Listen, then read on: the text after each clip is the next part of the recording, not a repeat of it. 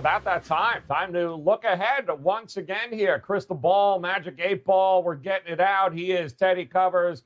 I'm Joe Raineri. Sportsmemo.com, WagerTalk's.com. That's, of course, where you can find Teddy. As we prep early in the week for Week 11, we're looking ahead to Thanksgiving week. Next week, Teddy, like we do here on the show. And kind of interesting. I don't know, over the years, Teddy, what have you found with the short week come Thanksgiving? Do you adjust anything for the teams that have to play next Thursday as compared to what you would in the regular season? I mean, the betting markets don't do a whole lot to adjust for the Thursday games.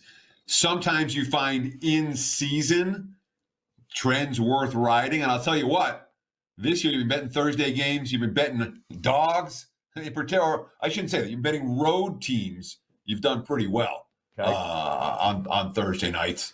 Overs have been pretty good on Thursdays. But in terms of a broader market assessment, in general, the markets don't like teams that have to travel on a short week. But for the purposes of Thanksgiving, where there's so much public action on Thanksgiving, it's one of the bigger betting days for the public when it comes to NFL football. It's not really one of these situations where you're going to see any type of significant line shading off the powering numbers from where they should be on a Thursday night. Whatever. Okay, well, it's interesting, too, because we'll start right off the bat. We don't have a number for Houston, Detroit, and at taping right now, we're thinking it's got to do something with Stafford because I don't think anything happened to Deshaun Watson. So it's a Stafford situation. No line for that game. But I'm just curious, there's no. What are your numbers show? There's no line for the Lions game this week as we record. Right, correct. So what the books will do, what these look at, again, we're using the Westgate SuperBook look-ahead lines here. Other books offer numbers. They tend to be fairly similar, although you will find variance from one book to the next. But because I'm here in Vegas, because Westgate's been doing it a long time, I like to look at their numbers first because I know the guys that are making them, and I trust those guys. So helps. Well, it makes a difference, you know. Right. When you if you know the guys who are making the numbers versus if you don't, I'm going to trust the guys that I know that are making the numbers. But it's not a situation where you're looking at these look-aheads and say, whenever there's a number, whenever a number's not on the board for this week's game, you'll never see a number on the board for next week's game. And with Stafford right now, still listed as very questionable. You're not going to see a look-ahead line for what is Detroit at? Is it Detroit at Houston? Detroit's home, yeah. Detroit's home against Houston at this point now. Yeah, so my powering number for that game would be Lions like -1. Okay. With Stafford and Watson. Although I don't know if I mean, just thinking about that number in my head, I mean, Houston's a better team. So I'm not convinced that, maybe, but Houston's not really that much better. I don't know. Yeah, Lions -1 is a number that my numbers say, and that's in that range. And the beauty of this, Joe, I never look at these look-aheads before we come on air. It's all is all gut reaction, first reaction. It's good for me. I think a good exercise, and hopefully it's a good exercise for you listeners. You see those funny looks on my head, like what? That's good. When the number comes up. So that's correct. And as a matter of fact, it was funny because the next game on Thanksgiving, we're going to talk about the football team in Washington traveling to Dallas to take on the Cowboys, who this week coming off we'll be coming off that bye, taking on the NFC least. It's almost a pick 'em. Should it be a pick 'em? Well, the Cowboys are laying 1 in the look ahead here, Teddy. What say you? Yeah. I've got a half-point differential on my powering number, which equates to, and that's, by the way, Washington a half-point better than Dallas. Okay. And at this stage, I'm using a point / a point and a half for my NFL home field. So, with Dallas at -1, that's a number that, again, correlates very much with what I'm saying. Both teams are dogs this week. I shouldn't say it. Washington is a favorite this week against Cincinnati. Dallas is a dog at Minnesota. If the Cowboys get wiped out and or the Redskins are able to win and cover as chalk, the number might well come a little bit higher. Yeah. We got our battle, too. This is a battle. I said a little bit higher. I meant that the number would come towards Washington, that we'd see a shading towards Washington. Right now it's Dallas -1 on the look ahead. Right. But if the Redskins win as a favorite, and if Dallas does what they're supposed to do, which is get wiped out at Minnesota, we could easily see Washington go off as a -1 in that ball game. So if you like the Redskins this week, might be an opportunity to make 2 bets instead of 1. I'm curious because we looked at that last week. We looked at that this look ahead line that they're playing for Cincinnati, and it was a little higher. It was a number that you looked at, and it was a bit of a head scratcher because you weren't sure. I think it was around 3.5 is what we were looking at in the look ahead line for the team from Washington. And I don't know. I'm looking at Alex Smith playing with them, and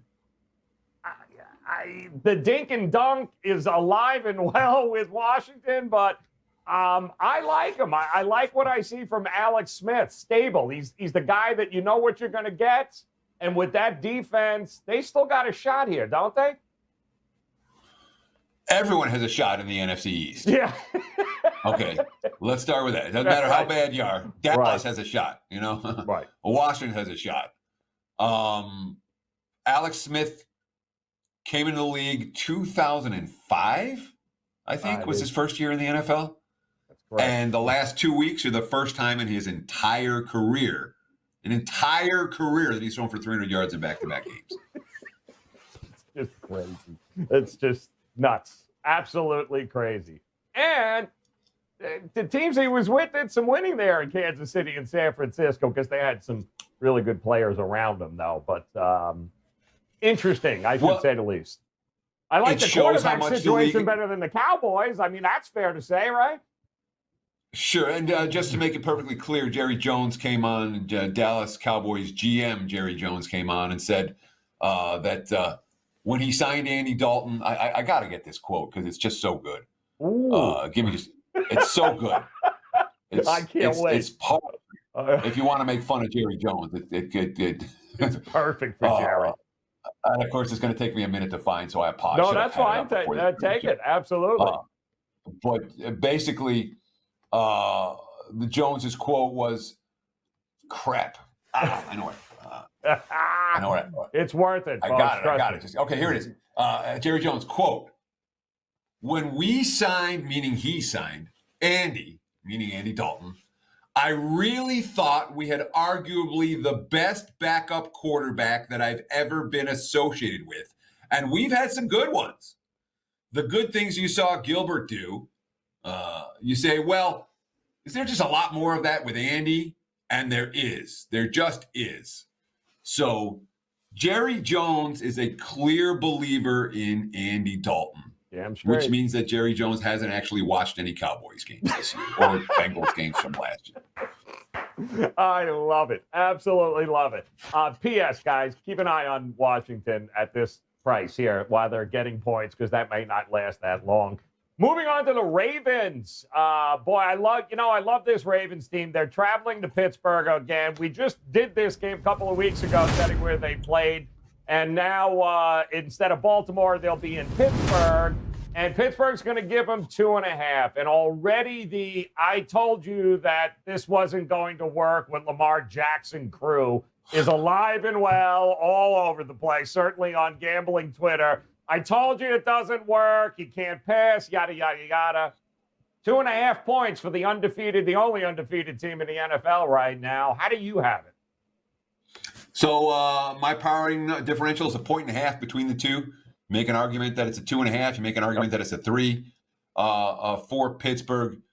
I don't think this is one of those games that's in significant danger of moving a lot. If the Steelers blow out the Jags this week, if the Steelers are tested by the Jags this week, right, they're still going to come in that same range of 2.5, 3 over Baltimore next week. I don't think it matters a whole lot. And for everyone that's pointing your Lamar Jackson fingers, recognize that Baltimore's offensive line this year is not what they were last year, and offensive line injuries have a whole heck of a lot to do with how well your quarterback looks. Yep, absolutely. And also, not an easy play. I don't care who's there. In that weather, in that rain, still hard to go to Gillette and beat Bill Belichick, guys. I know you all want to stick a fork with him. There's a reason why. I don't think they've won they won in the playoffs, but the regular season has not been kind to Harbaugh against Belichick there. And all of these games last week, okay, there was the game in Green Bay had significant wind conditions. The game in Cleveland had significant wind conditions. The game in New England had significant wind conditions. And at the end of it, you look at the box scores and you say, oh, that quarterback stinks. Oh, that quarterback stinks. Oh, that. No. When you can't throw downfield, it's an issue. And it's going to affect your entire offense. And you take the stats from those games. At least I take the stats from those games. And I weight them less than the stats from the regular games. In many cases, you can take the stats and just throw them right out. Interesting. We watched Pittsburgh, who is notorious under Tomlin, playing down to competition, right? They lose the games they should win, and many times over the years, they've beaten the teams they shouldn't. Another game now, they did a great job blowing out Cincinnati, who's been a giant pain in people's asses. Now Jacksonville comes in playing young, reckless, nothing to lose, quarterback re-energize them. It'll be interesting to see how Pittsburgh does this week against that Jacksonville team. And do you see this line one way or the other moving if both teams win, or is it pretty much you think going to be stuck again late game on Thanksgiving? So this is week 12. Yeah, I mean, Tomlin's already worried about Pittsburgh looking past the Jags. That's why he came out with that big quote about this isn't the Big Ten versus the MAC. That's right. You know, it's an NFL team. Yes. So he is worried about it. When your coach is worried about it, that means they're already thinking about it, they're in their locker room, et cetera, et cetera. But as a basic premise, if the Steelers, let's say the Jags beat them straight up, Pittsburgh's still coming 2.5. It's still going to be. Let's say Pittsburgh wins by 40. They're still coming. Maybe they'll come 3. You know, it's not a spot where we anticipate a significant adjustment off of this price, assuming everyone healthy, based on Pittsburgh results this week. Good stuff. Good stuff. All right, guys, those are your Thanksgiving games. That'll be, of course, on the 26th Thursday. We'll move to Sunday, first game on the board. And I'm always asking you about this damn team because I'm waiting for you to turn a corner on them. All right, they're in your damn backyard. All right, you got the Raiders all over the place where you live, right? They're traveling to Atlanta, and this game is a pick'em. The look ahead is a pick'em in Atlanta against the Raiders team, 6-3. They keep winning games. What do you think about this Raiders team? So my powering number is pick'em. You know, really? Wow. Yeah. I've got Atlanta a point worse. I would probably be Atlanta minus a half point. Wow.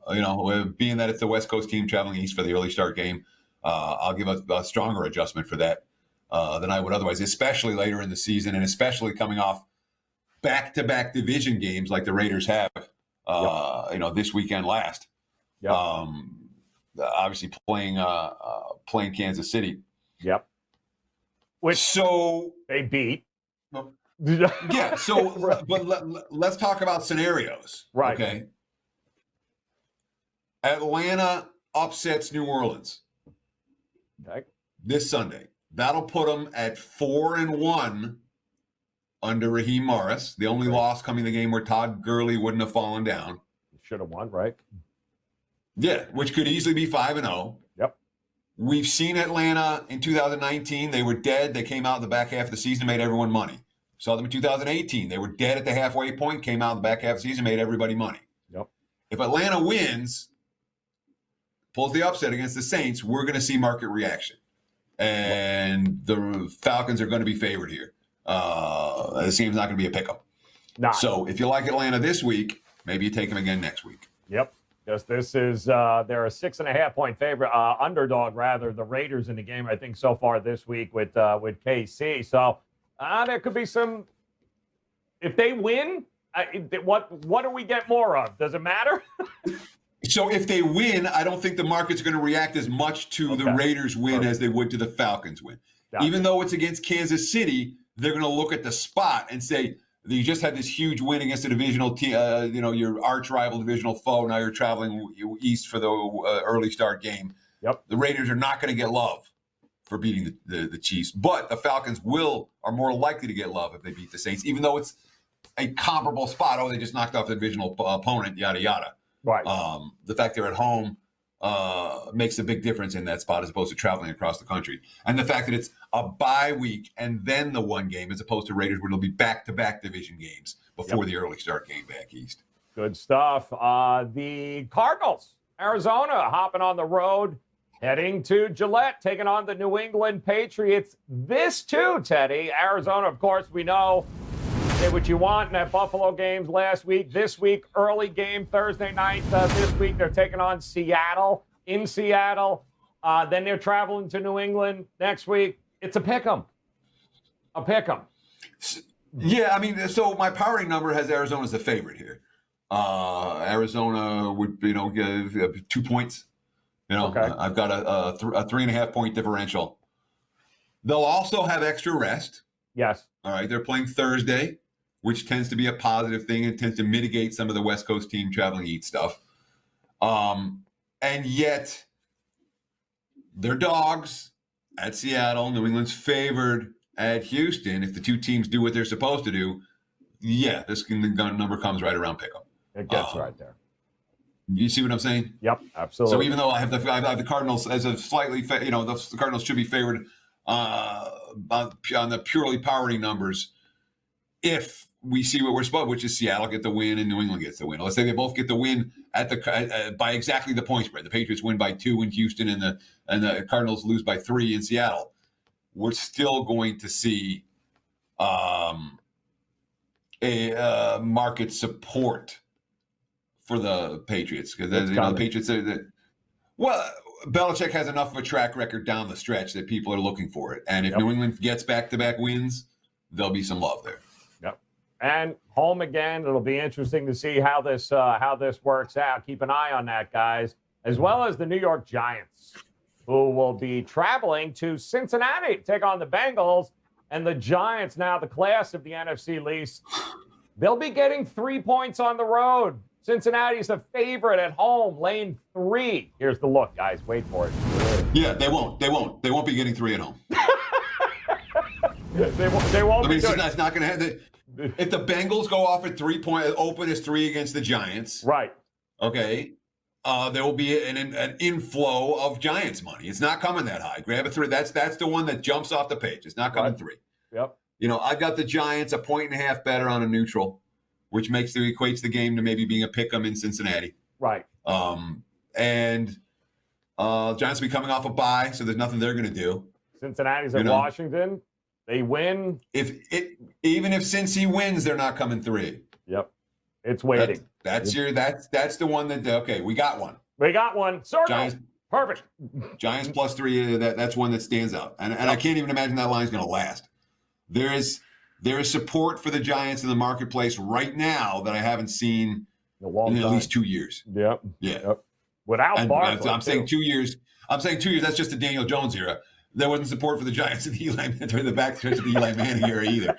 I just want to go back that far. Yep, that's so true. All right, good stuff. We got one, guys. We'll keep moving along. How about Cleveland?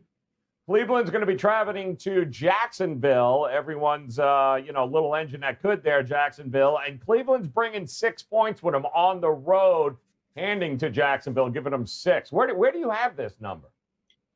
So my power rating has 7.5 points worth of differential, which puts them, right in that 6 point range. Yep. As road chalk. When you look at the spots this week, because that's a big part of the handicap here. Cleveland, right. This is laying, 3.5 against Philly.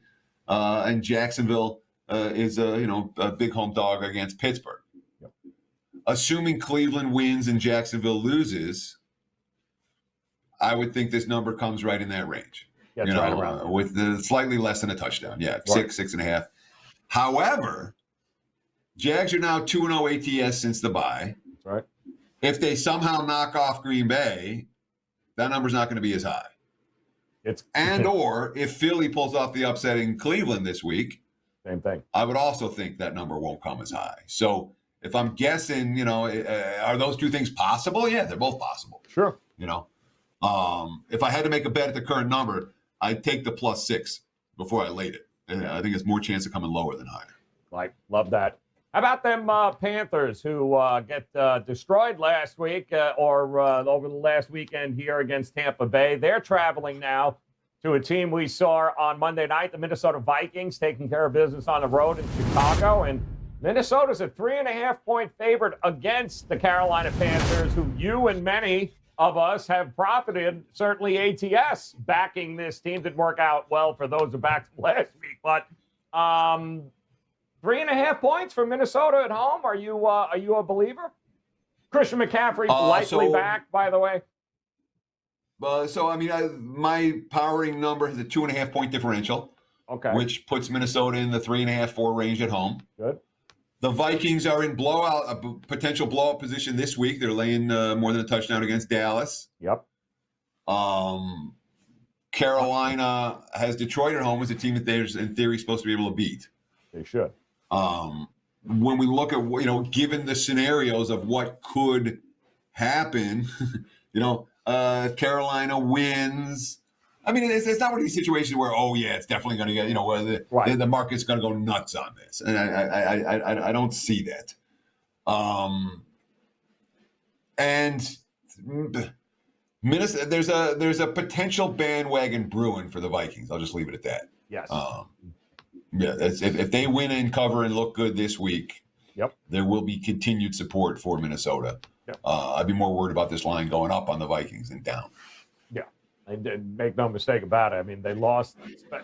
There was a lot going on in Minnesota's latest victory against Chicago that just so Chicago. I don't know that it made me any more convinced about Minnesota's value as it did just stick a fork in Chicago, blow it up, start from scratch. So it's just not working out well there. And 3.5 points. They win this week. They win again next week. All of a sudden, Minnesota is right where they wanted to be, right? In playoff contention, hard to believe, isn't it? Very much so. Again, a team that was absolutely dead is not dead, and especially in a year where there's an extra playoff spot, they're not dead. Yep. Good for Zimmer there. Tennessee, another team that's going the wrong way, heading to Indianapolis. A team that just a couple weeks ago said it would be watched there on a primetime Thursday night game, right? It was Indy winning it there late in the game. Well, now here it comes. Everyone had it circled after that game. Tennessee going to Indy. Indy's laying 4.5, and Indy's got a pretty big game coming up this week. And again, this is for week 12. How do you have these two teams rated right now? So my powering number is lower than that. My powering number, it's Tennessee. I'm sorry, Tennessee at Indy? At Indy, yes. It'd be a field goal for me. Field goal, okay. But I'm slightly off market on both teams. Okay. I haven't downgraded the Titans as much as there are a lot of sharp guys I talk to around town that go, the Titans stink, man. That team's that team's, worse than Cleveland. They're worse than Atlanta. That I'm getting some negative sentiments out there in the markets about this Titans team from people that I talk to, most assuredly. But then again, if they have Baltimore this week, right? If they bounce back against Baltimore this week and win that game, against a Ravens team that is both flawed and injury riddled, I think you'll see a different take in the markets. And let's not forget that Thursday night game against Indy. Yes, it wasn't all about special teams, but a lot of it was. When you have a punter that costs you 2 touchdowns, it's really hard to make up in a game that's it ended up. But the other thing that is worth noting, the wise guys love them some Colts. All right. Look at his line. Look at his line. Look at the line against Green Bay this week. That's what I mean. Okay. They love them some Colts. Indy's statistical profile is on the defensive side of the football is really good. Yep. So when you have those type of defensive stats and an offense that works, not this in the Bears that the offense doesn't work. This is a place where the offense actually works in Indy and a coaching staff that people respect. The Colts are a wise guy favorite right now. We're seeing it, and we're seeing it in the look-ahead line as well. Yeah, it's again, my number comes shorter. And yours going to be a little bit shorter there. Interesting. By the way, that would be Tennessee this week in Baltimore. This is for next week. They'll be on the road once again, taking on the Colts in a division matchup. So great stuff there. The Chargers will be heading to Buffalo, taking on the Buffalo Bills. Both teams coming off of some interesting losses. Chargers on the road in Miami last week. Buffalo, of course, in Arizona, but Buffalo's a 6-point favorite in this game at home against the Chargers. Where do you have these two teams? That's my number. The 6. Spot on. Okay. Yeah. It's worth noting the Chargers are playing the Jets this week. Well, they got to buy. In a national TV game. Yeah. Oh, Christ, okay, isn't no. that a TV Is game? it really? Oh, my God. No, it's not. It's not. No, It's just the last game on the card. Yeah. For some reason, I thought it was a TV game. But it doesn't matter. The point is this. If the Chargers actually blow out somebody, actually win a game and blow out the Jets, the number could easily come shorter. The Chargers are another team that the wise guys really like. Yep. Week in, week out. We've seen, that but the other hand, their injury report is pretty ugly. So, but if the Chargers beat the Jets like they're supposed to beat the Jets, they'll get some market support. If let's say they lose that game to the Jets, let's say the Jets go from 0-9 to 1-9, we might see the markets crash on LA. Yep. Wouldn't surprise me. Coming. Buffalo because on a bye after all week. those losses, they continue to get support, and they continue to lose, and at some point that doesn't go on indefinitely unless you're the Cleveland Browns the year they went 0-16, and the wise guys bet them every single week. Buffalo on a bye this week, guys, so they'll be home next week, laying 6 against the Chargers. The Dolphins, wow. Talk about the Jets. Miami's heading to New York to take on the Jets. And Miami's going to bring 7 points with them to MetLife there. So Miami, a 7-point favorite over the Jets. And by the way, let me ask you, now that you've seen a couple of weeks of Tua, still the same? Have you adjusted at all with Miami in your numbers? I've adjusted a ton. I've been Miami's been one of my favorite teams in the NFL this year. Yep. No question about it. And I have Miami. I'm way ahead of the markets on Miami. Every week, I'm nearly a field goal off on the Dolphins. This week as well. So my power, and that has served me well. That's okay. Right. I don't worry when my numbers are off the market numbers, as long as my numbers are winning. The market numbers have been wrong, and my numbers have been right, and I'm that's fine. I'm not adjusting my Miami number because the markets don't agree with it. Yep. On a neutral, my point spread says 12.5 here. So I'm higher, obviously, as I will continue to be. If the Jets beat the Chargers this week and the Dolphins lose in Denver, then maybe 7 makes sense. Yes. But if the Jets lose again and the Dolphins win again, what are you going to And again, weather could be a factor. You always worry about Miami and Tua and all that in a cold weather spot. But if both teams do what they're supposed to do this week, that number looks cheap. Yep. Right now, it certainly does, guys. That's Dolphins-Jets week 12. The Saints going to be traveling next week on the road, take on the Denver Broncos. We talked about New Orleans' divisional matchup against Atlanta at home. It looks like it's going to be the Jameis Winston era. Depending on what happens with that game against Atlanta, New Orleans traveling to Denver, laying 5.5 on the road. Is that something that piques your attention at all? So again, my adjustments, my powering adjustment from Drew Brees to Jameis Winston is 0 points. Okay. All right. Some people are adjusting a point. Some people are adjusting 2. Crazy. We're not seeing a significant adjustment from the Hall of Famer to the guy who led the NFL in passing yards last year. And my adjustment is 0. Okay. Yep. Drew Brees was not that good. And Jameis Winston may make more mistakes than Brees, but he's also going to take more downfield shots than Brees, and that could really open things up for Kamara in the running game. Big time. That said, we have New Orleans at Denver, you said, so my powering differential is 9. Wow. Between the two teams. It's in Denver. I haven't adjusted the Saints down. Yeah, I don't blame you. I'm adjusting the Saints up. Exactly. Their defense has gotten better. Yes. Okay? This was the defense that was getting gashed, and now it's not. Yep. And, Denver is a team that can't get out of their own way. They lead the NFL in turnovers. We talk about, the 49ers and the Eagles have gotten the most publicity for the injuries, but Denver's right there with them. Absolutely. Which are the teams that season got absolutely wrecked at multiple positions with injuries.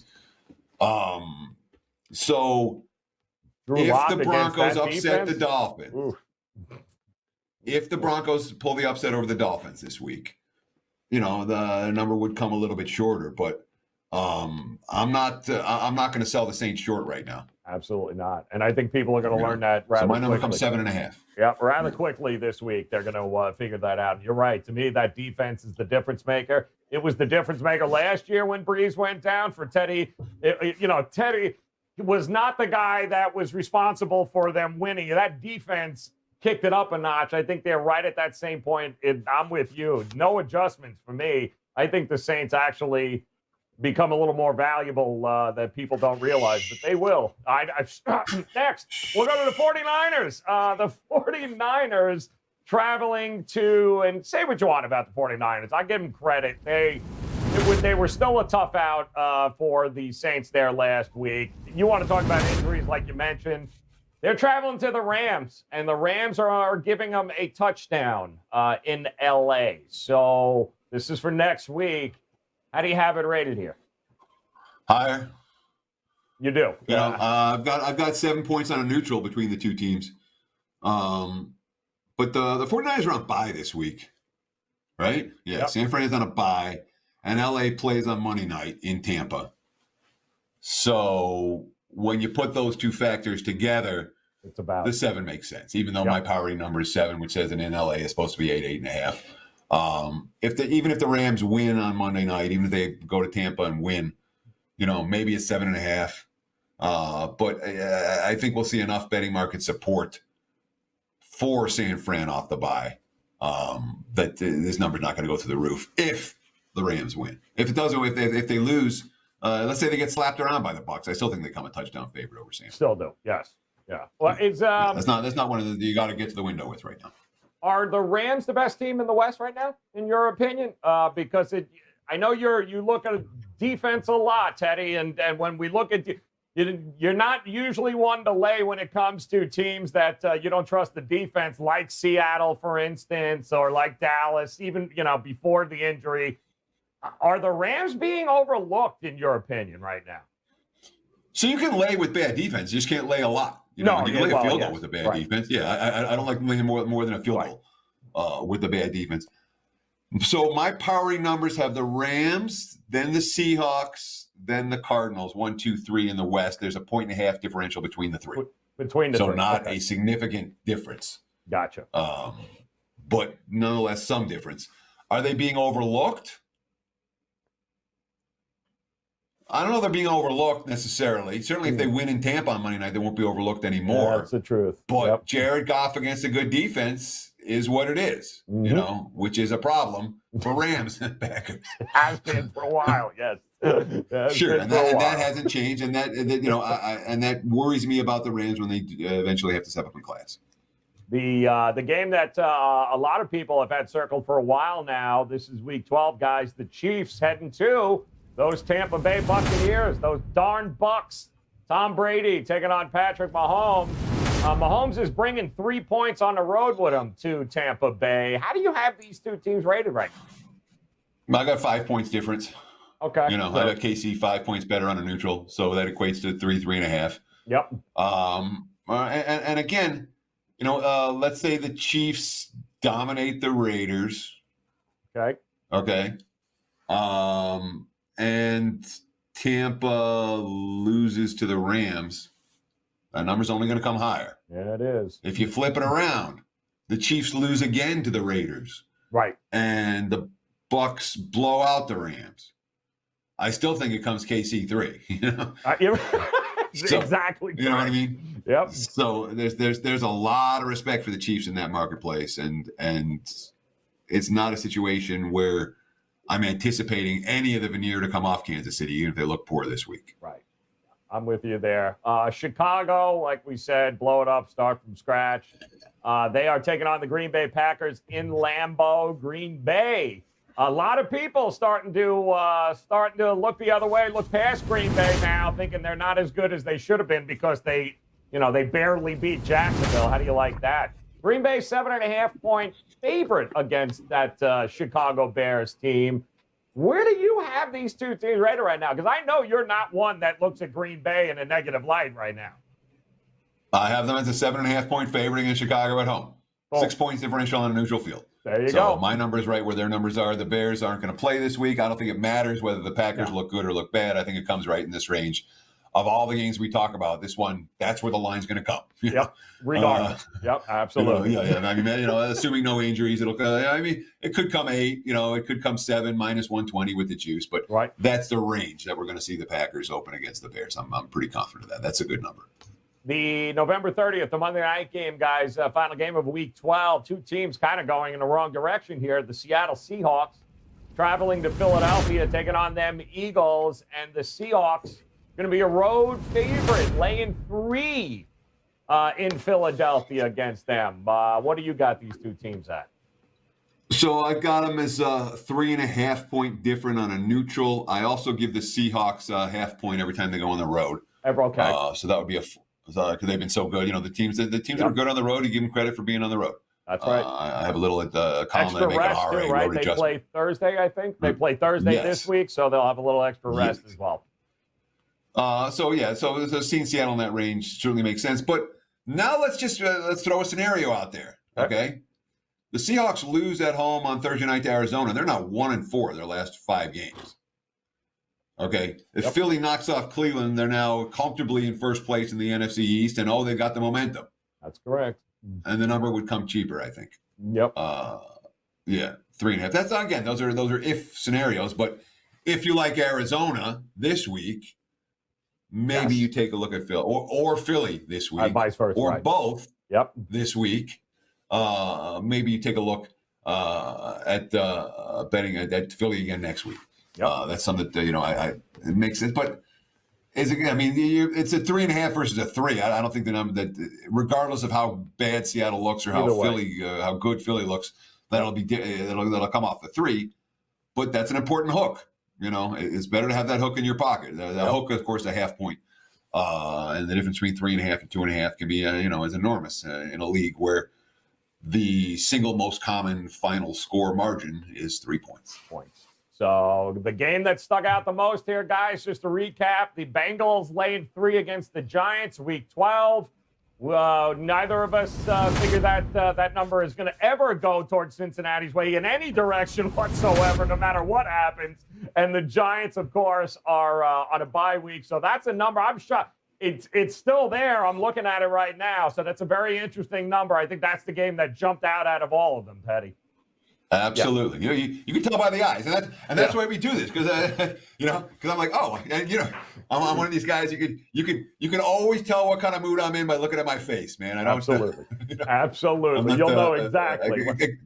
Except when I'm at the poker table. When the poker table, I just look pissed off all the time. It's the only way to go. It's the only way to go.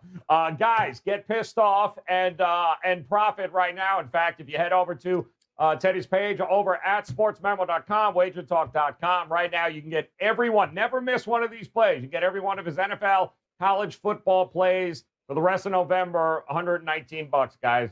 Don't miss out. Get every one of them for the next couple of weeks. $119. You can do so over at sportsmemo.com or WagerTalk.com. That is your Week 12 look ahead. Make sure that you guys subscribe, like, hit the button, the thumb, all of that good stuff. And make sure you come back and join us again next week as we get you ready for Week 13. So on behalf of Teddy Covers, I'm Joe Raineri. Guys, best of luck with your plays this week. We'll talk to you again soon. Boom.